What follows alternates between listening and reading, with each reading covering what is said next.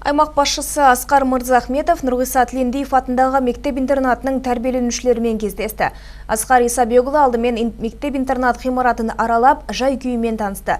Мекеме директоры Елмира Жақсылықова білім ордасында бүгінде 390 бала тәрбиеленіп жатқанын жеткізіп, олардың қатарында жартылай жетім, көп балалы және аз қамсыздандырылған отбасылардың балалары бар екендігін айтты. Оларға барлығы 86 педагог, тәрбиеленушілер білім беруде.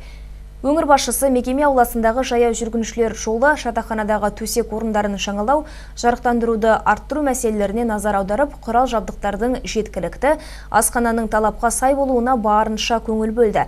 Асқар Исабекұлы мұндай әлеуметтік нысандардағы түйінді түйткілдерді шешу, ондағы тәрбиеленушілер мен қызмет алушыларға барлық қолайлы жағдай жасау қашанда басты назарда болу керектігін баса айтты.